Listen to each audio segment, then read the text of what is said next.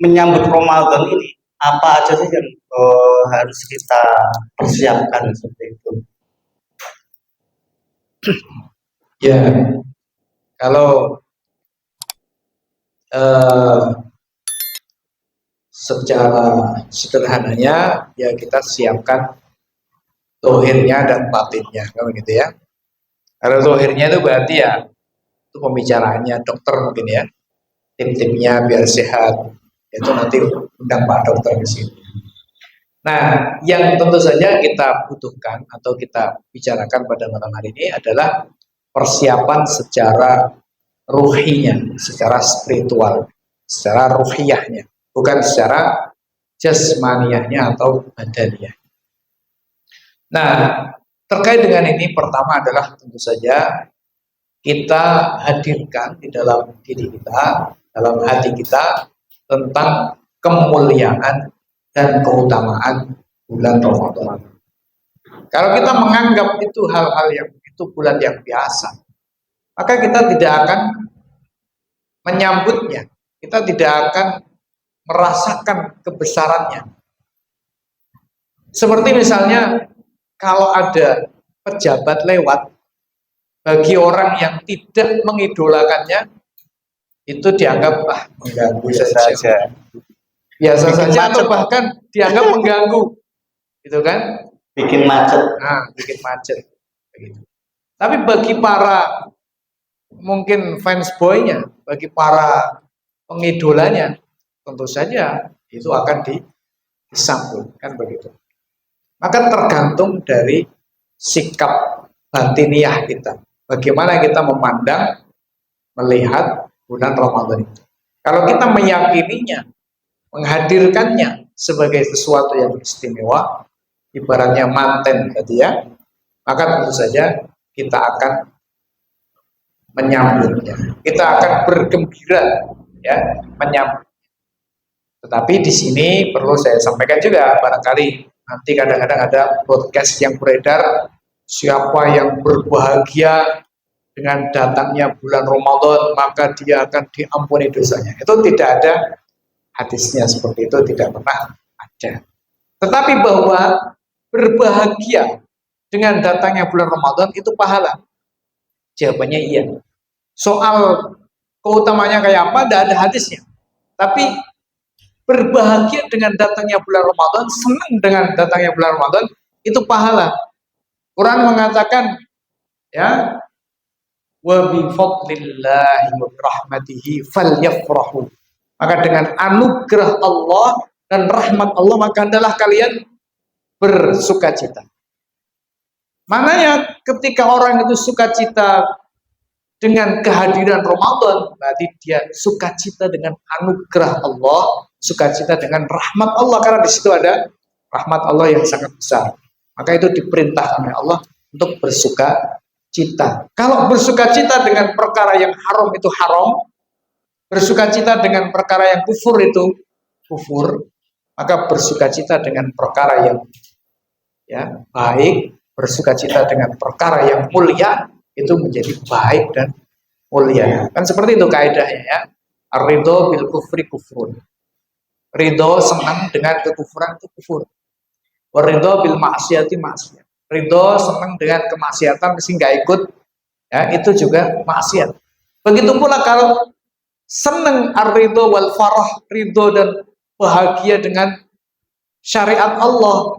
Ramadan ini ada syariat Allah di situ, syiar min syairillah, ya, satu syiar dari syiar-syiar Allah, maka tentu saja itu adalah bagian dari pahala, bagian dari iman. Ya, wa may yu'azzim sya'irallahi fa innaha min taqwal qulub. Barang siapa memuliakan syiar Allah, fa innaha min taqwal qulub, maka orang itu adalah orang yang bertakwa, karena itu bagian dari ketakwaan hati.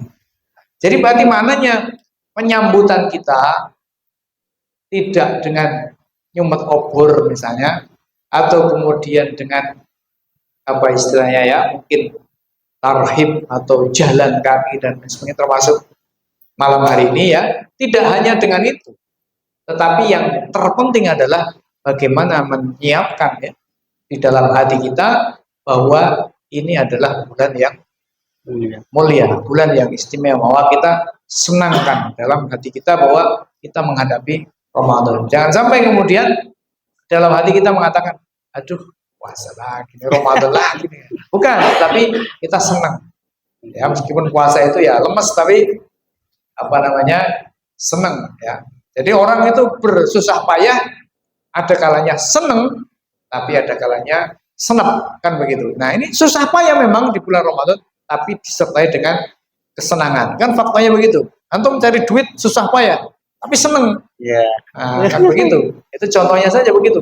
Puasa, lapar puasa, lepas puasa, susah kok seneng. Loh iya, banyak orang susah-susah tapi seneng sebenarnya. Begitu. Jadi seneng dan susah itu tidak ada. Ya seneng dan berat itu tidak ada. Tidak selalu korelasi. Kadang orang hidupnya berat tapi dia seneng mencari duit itu susah tapi seneng juga nyatanya seperti itu. Nah ini yang pertama ya.